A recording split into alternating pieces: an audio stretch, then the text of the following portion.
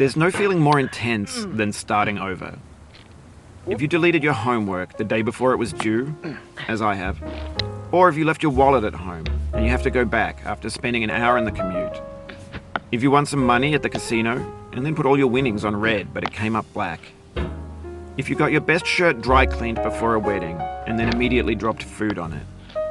If you won an argument with a friend and then later discovered that they just returned to their original view.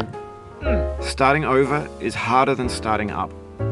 If you're not ready for that, like if you've already had a bad day, then what you're about to go through might be too much. Feel free to go away and come back. I'll be here.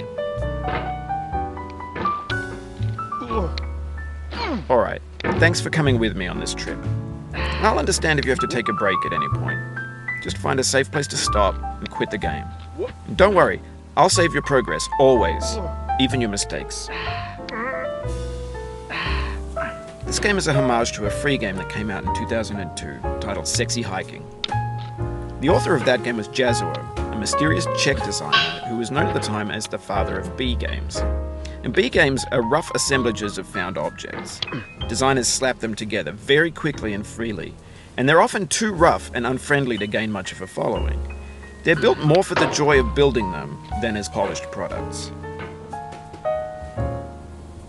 In a certain way, Sexy Hiking is the perfect embodiment of a B game. It's built almost entirely out of found and recycled parts, and it's one of the most unusual and unfriendly games of its time.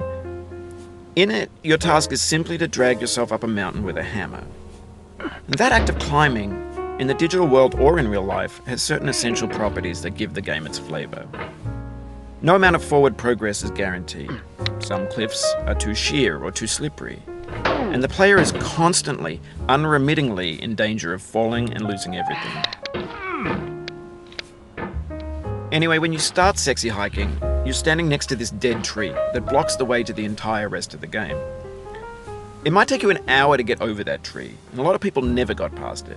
You prod and you poke at it, exploring the limits of your reach and your strength, trying to find a way up and over. And there's a sense of truth in that lack of compromise. Most obstacles in video game worlds are fake. You can be completely confident in your ability to get through them once you have the correct method or the correct equipment or just by spending enough time. In that sense, every pixelated obstacle in Sexy Hiking is real. The obstacles in Sexy Hiking are unyielding, and that makes the game uniquely frustrating. But I'm not sure Jazzuo intended to make a frustrating game. The frustration is just essential to the act of climbing, and it's authentic to the process of building a game about climbing. A funny thing happened to me as I was building this mountain. I'd have an idea for a new obstacle, and I'd build it, test it, and it would usually turn out to be unreasonably hard. But I couldn't bring myself to make it easier. It already felt like my inability to get past the new obstacle was my fault, as a player rather than as a builder. Imaginary mountains build themselves from our efforts to climb them, and it's our repeated attempts to reach the summit that turns those mountains into something real.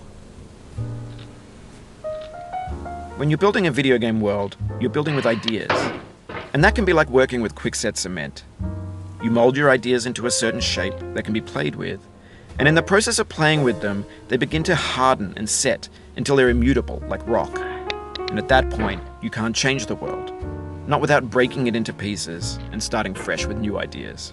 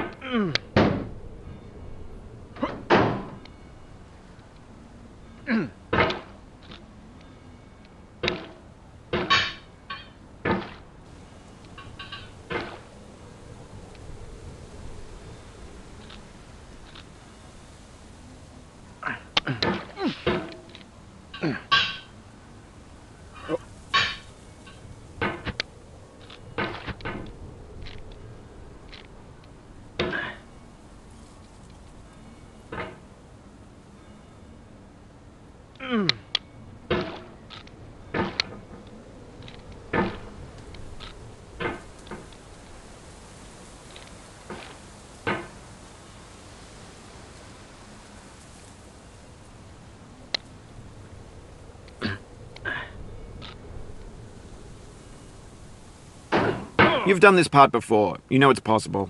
Just do what you did the first time.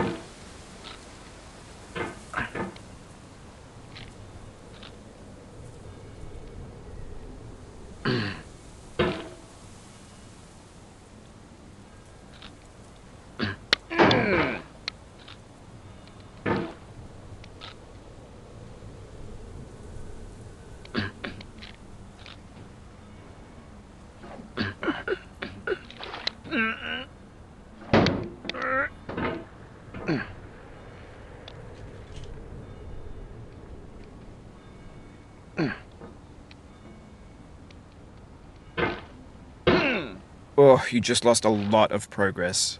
That's a deep frustration.